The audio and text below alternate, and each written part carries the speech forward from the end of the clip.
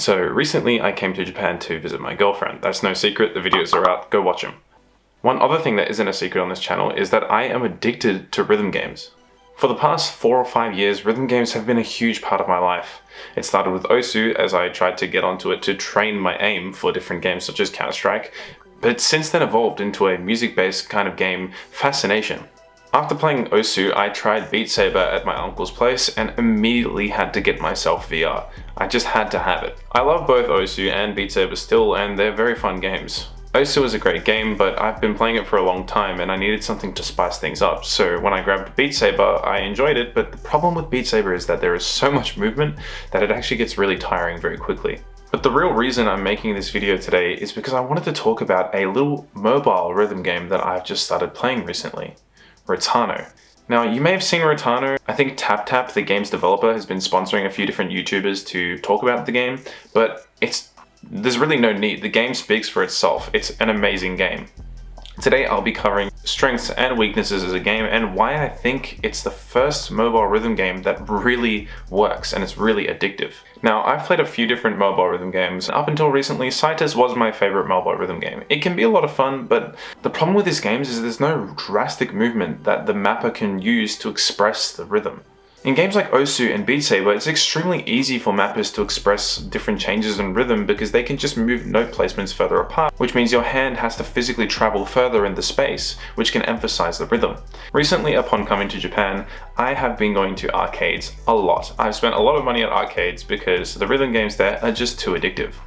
My two favorite, and the ones that I keep going back to, are known as Mai and Rythym, I think. I believe that because the play space is so large that you have to physically move your arms from one point to another, makes for a very enjoyable rhythm experience. It almost feels like dancing. I think this satisfying movement is the reason rhythm games are fun. I think when you find a map that challenges you to move in different ways, it just becomes very addictive. To be honest, I do think I would enjoy Mai a little bit more if they were a little bit higher. Because I am 197 centimeters tall and people in Japan typically aren't that tall, the games are lowered, and for me at least, they're lowered to a normal person height, and it makes it very difficult for me to play because I can't really reach the buttons properly. However, I still enjoy the game sometimes. As a result, during my time here in Japan, I've spent a lot of time on Rythym, and the game, in my opinion, has a lot of similarities to our favorite game on mobile, Rotano. See, Rotano has your generic tap notes and hold notes and swipe notes, but where Rotano is different is in the fact that the gyroscope is the main source of gameplay. And initially, it doesn't really look like that, but trust me, it is. The gyroscope has been implemented into Rotano in such a way that even if you're not supposed to use the gyroscope to hit the notes, such as the twist notes or the catch notes, you still have to use it in order to hit the other patterns properly. You get punished for not doing so. By following the other patterns with the gyroscope, it actually sets you up properly to hit those more difficult patterns. Furthermore, I remember listening to Tokaku, who is actually the reason I bought the game in the first place, and she covers a lot of different rhythm games on her channel, so I mean, you probably have, but if you're watching this, but definitely check her out if you haven't. Tokaku specifically mentioned that the swipe notes are a bit of a problem, and at first I thought that might be a problem too. But the game actually counts a swipe if you twist while holding onto that note. So you don't even have to let go of the screen, you can continue holding the screen and twist and still hit those notes. I'll give you some examples that I've recorded. So very clearly, Rotano awards players for using the gyroscope in order to hit the patterns. Furthermore, this gyroscope actually accentuates the movement, which is what gives it this really fun feeling to play. In relation to these other Japanese rhythm games, I really feel as though this is the main reason they succeed. There are so many players here who come back and spend their money day after day in order to practice and become better at these games because of just how addicting the feeling is.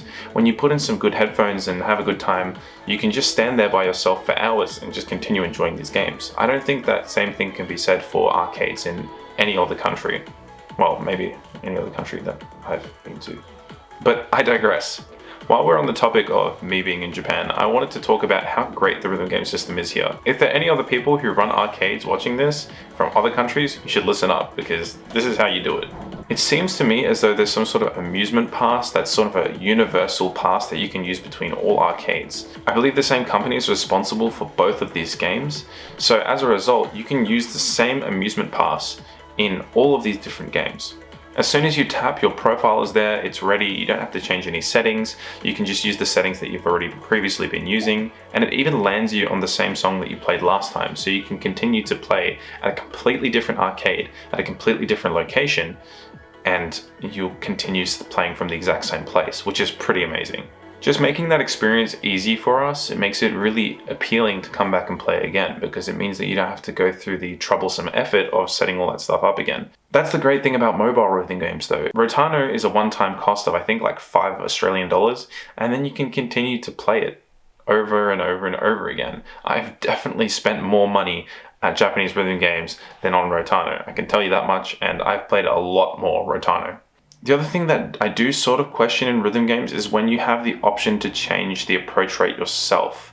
Now, a lot of Rythym games in Japan, actually all of the ones that I've played, do that. They allow you to choose the approach rate of the objects, and as an OSU mapper, I think that's a bit of a miss. I think the mapper should have the choice of the approach rate because it allows the mapper to express different ideas based on how they see the song.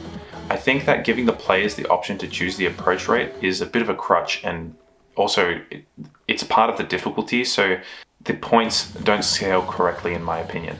But nevertheless, it's there, and it's a very simple and easy to navigate menu. The other thing I'll say about mobile Rythym games in specifics is the fact that they all have these sort of story modes, which I don't think anybody cares about, and only we really play them just to get to the new songs.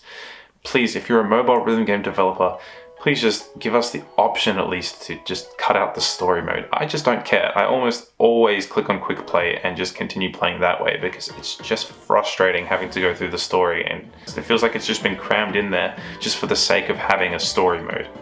I think one of the reasons that OSU as a game works is because of its simplistic nature, and Rotano definitely has that, but I think the story mode kind of complicates that and it makes it more difficult to go back and want to continue playing.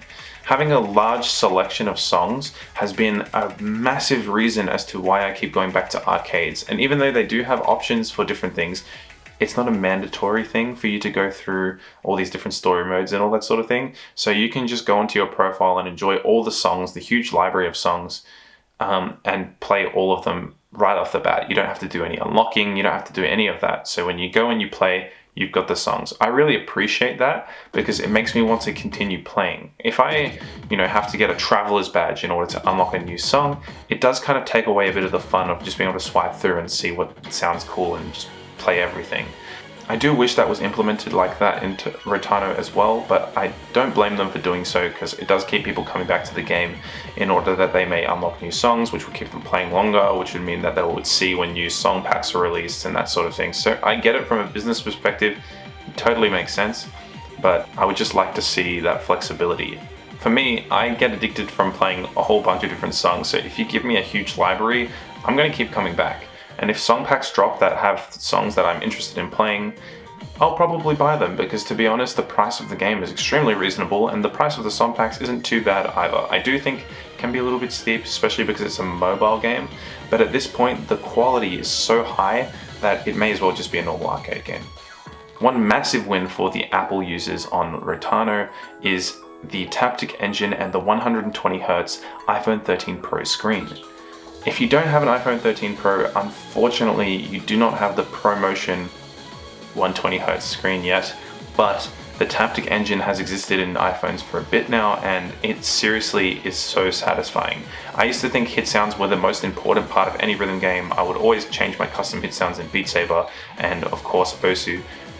But to be honest, I prefer playing this game with hit sounds off. I think it's such a great experience with the Taptic engine. You can really feel each hit in your hand, especially when you're playing with AirPods, which is the most common Apple headphone these days. If you're playing with AirPods, there's too much latency for hit sounds anyway, so when you calibrate it using the Bluetooth calibration wizard, you only have the Taptic engine, but to be honest with you, I prefer that. And even when I'm not playing with headphones, I still just turn hit sounds off because the Taptic is just so nice. I will say though, for players who do want to use hit sounds, I think the hit sounds also may need some work. They aren't quite as crisp as I like, or at least give us the option to have a few different choices of different hit sounds as they do skins, because I think having crispy hit sounds is something that I really like in a game. I like short and sweet so I can really hear exactly when it's supposed to hit instead of this kind of long extended crunching sound that exists in Rotano. And that's also a criticism for these Japanese rhythm game makers. I would just really like shorter hit sounds for some of these games. They're just way too annoying sometimes. But yeah, guys, hopefully I edited my ramble on into some sort of fun and constructive video for you guys to watch. I really think Rotano is a great game, and I'm not at all sponsored or anything. Just go and buy the game and try it for yourself. It's a really great game, and it's a step in the right direction for mobile rhythm games. I do think it is by far and away the best mobile rhythm game, and I will be continuing to play it for some time soon.